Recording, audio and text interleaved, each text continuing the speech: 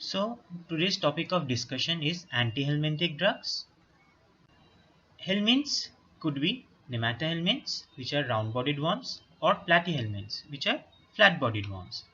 Nematohelminths include nematodes like roundworms, hookworms, whipworms, threadworms, pinworms, filarias, onchocerca, and guinea worms. So platyhelminths are of two types: the trematodes, that is the flukes, and cestodes, that is the tapeworms. Now the trematodes include blood flukes, liver flukes, intestinal flukes, and the lung flukes. And the cestodes include the beef tapeworm, the pork tapeworm, fish tapeworm, and the dwarf tapeworm. Now to be the drugs used to get the body rid of the helminths are called antihelminthic drugs. They may serve as either vermicide, which kills the organism, or a vermifuge, which expels the infesting helminths. Antihelminthics attacks the parasite cells but not the mammalian cells, and hence have selective toxicity to the helminths. Most available antihelminthic drugs exerts their antiparasitic effect by interfering with either the neuromuscular functions of the organism, microtubular functions of the organism, calcium permeability, or the energy metabolism. Now coming to the classification of the antihelminthic drugs. So first is drugs which are used for roundworm, hookworm, and pinworm. So these includes the albendazole, mebendazole, pyrantel pamoate, piperazine, and levamisole. For threadworm, the drugs include ivermectin and albendazole. For whipworm, that is, and also Trichinella spiralis, the drugs are albendazole and mebendazole. For filariasis, it is diethyl carbamazine, ivermectin, and albendazole. Drugs which are used for tapeworms are praziquantel, niclosamide, and albendazole. For flukes, the drugs includes metrifonate, bithionol, praziquantel, and albendazole. And lastly, for hydrated disease, the drugs include albendazole and mebendazole. Now coming to the first group, that is the broad spectrum antihelminthics. As you have seen that in most of the infestations, albendazole group of drugs, that is benzimidazole group of antihelminthics, are used, and these includes thiabendazole, mebendazole, albendazole, and triclabendazole. The mechanism of action of this group of drugs is that the cytoskeletal structure of helminths include the microfilaments, microtubules, and beta tubulins. And under normal conditions, the microtubule assembly is dependent on a beta tubulin function, wherein the beta tubulin dimers are continually being polymerized from one end and then depolymerized at the other end of the microtubules. Now the benzimidazole, what it does, it binds to the beta tubulin and prevents their assembly, that is their polymerization, resulting in the breakdown of the cytoplasmic microtubules. This leads to selective and irreversible inhibition of glucose uptake by the organisms, and ultimately resulting in depletion of the parasite's glycogen stores, reduced formation of ATP, disruption of the metabolic pathways, and ultimately resulting in the death of the parasite. Now next part is the pharmacokinetics. So absorption after oral administration of mebendazole is erratic, and absorption is increased if the drug is ingested along with fatty meals. It is extensively metabolized into its inactive metabolites in the liver, and excreted mainly in urine and feces. Half-life of mebendazole is about 2 to 6 hours. Adverse effect of this mebendazole, usually it is well tolerated. However, adverse effects like diarrhea, nausea, vomiting and abdominal pain have been reported, and also allergic reactions, loss of hair and granulocytopenia has been reported along with the high dose. It is contraindicated during pregnancy and in patients of liver cirrhosis. So about the uses and administration of mebendazole. So it is used in roundworm, hookworm or whipworm infestation. About 100 milligram twice a day for 3 consecutive days is required, and this dose is for adults and children above 2 years, and about half the dose is required for children below 1 to 2 years. And a 7-day course may be required in case of heavy trichuriasis. It is also useful in pinworm infestation, trichinosis, hydatid disease and guinea worm infestation. Now coming to the pharmacokinetics of albendazole. Its oral absorption is quite variable, but fatty meals increases its absorption. It is rapidly metabolized in the liver to an active sulfoxide metabolite, which has a wide distribution in different tissues like bile, the cerebrospinal fluid and the also hydatid cysts. Its half-life is about 8 to 12 hours. Now coming to the adverse effects of albendazole. So it is also well tolerated,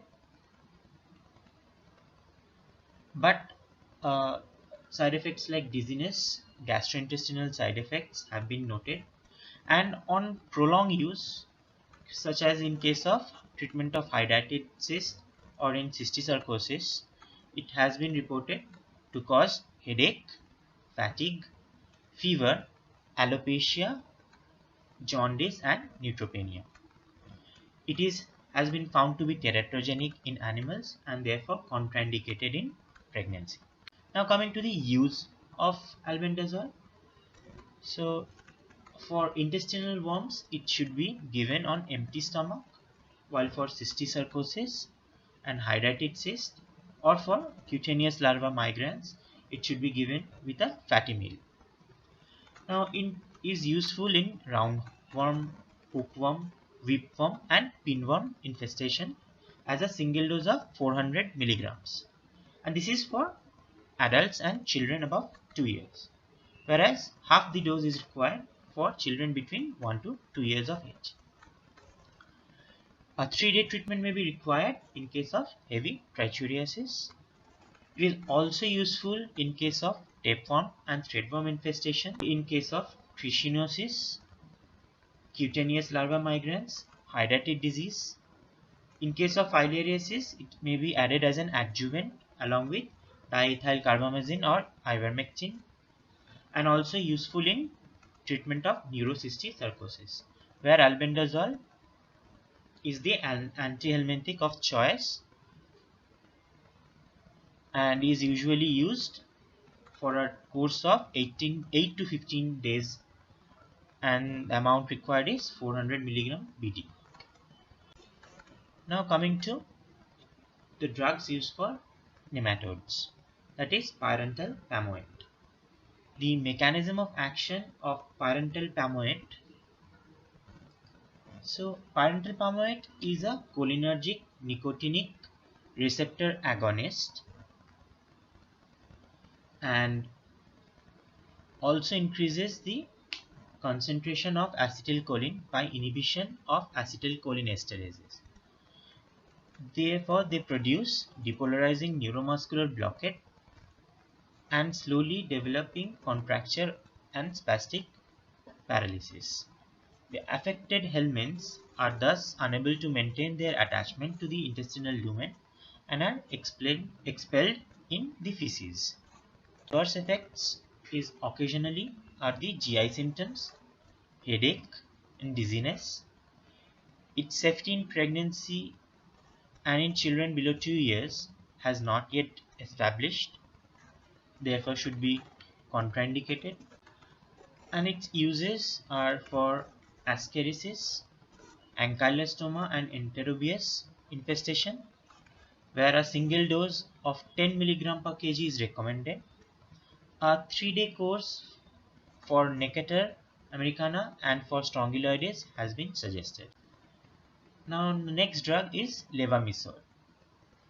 The mechanism of action of levamisole is similar to that of parental palmoate, that being is a cholinergic nicotinic receptor agonist, increases the concentration of acetylcholine by inhibition of acetylcholinesterase enzyme, and therefore they produce depolarizing neuromuscular blockade and slowly developing contraction and spastic paralysis.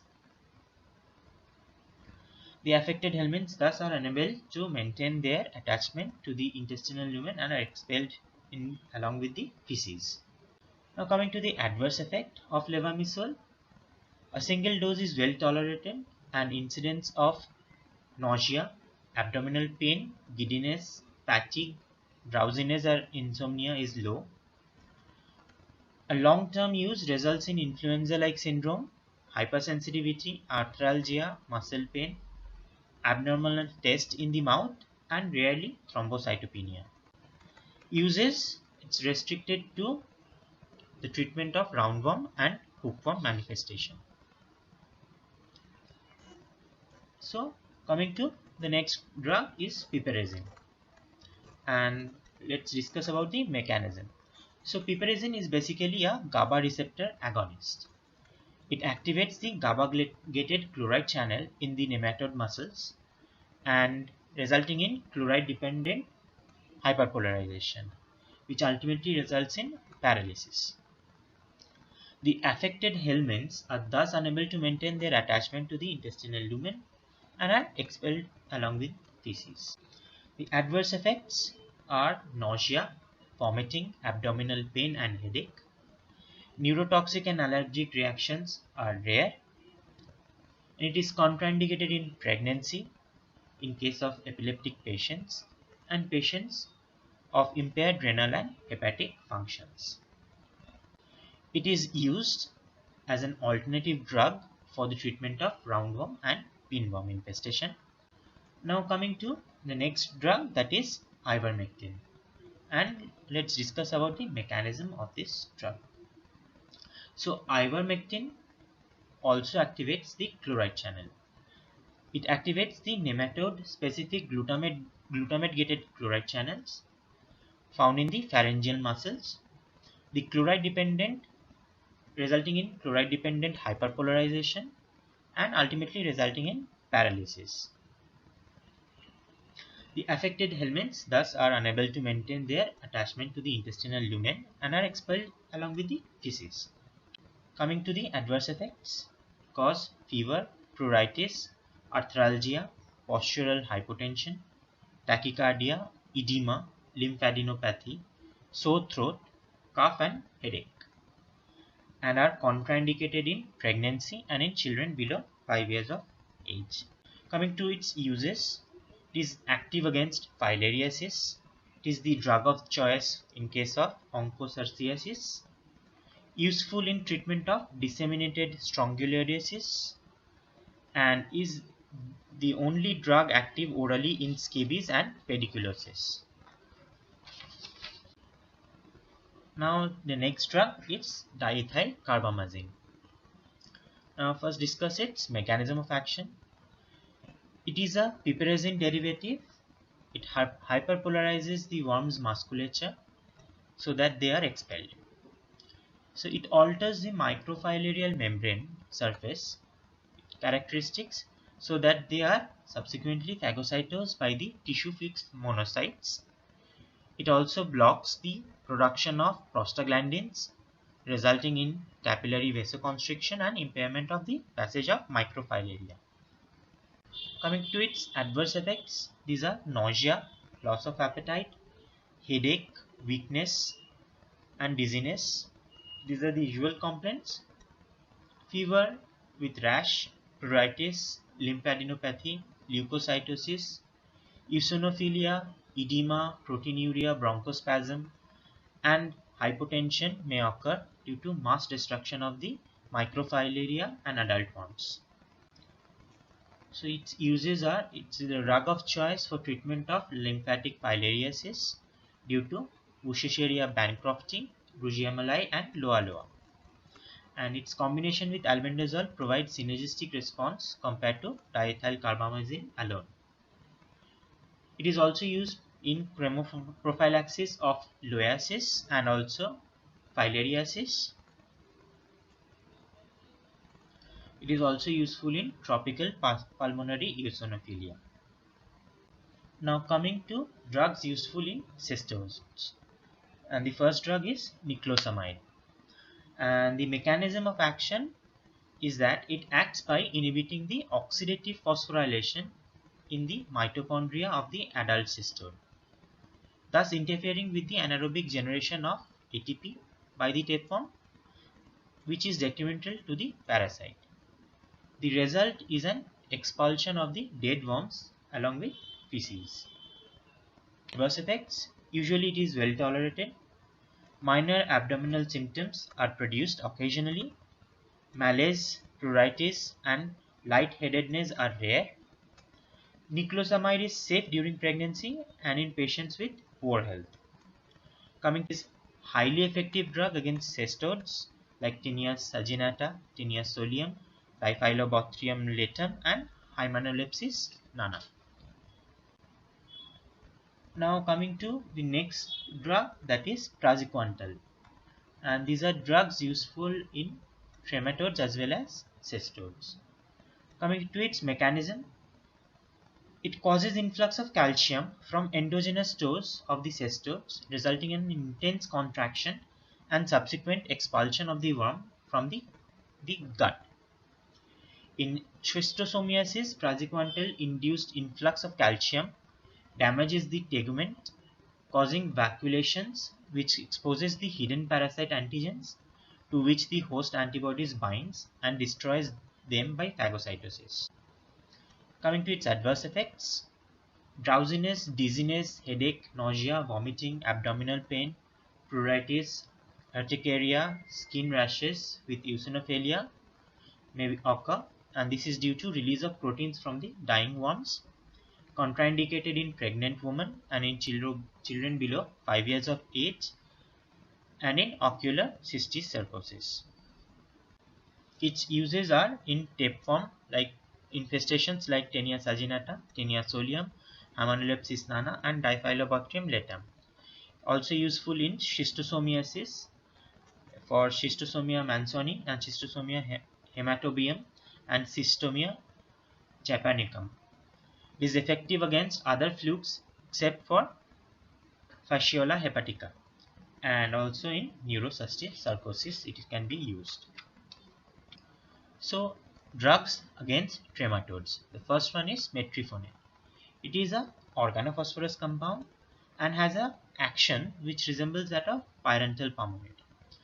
So it is basically after oral administration, it is converted into its active metabolite, that is dichlorvos, which in turn inactivates the acetylcholinesterase and resulting in increased acetylcholine concentration.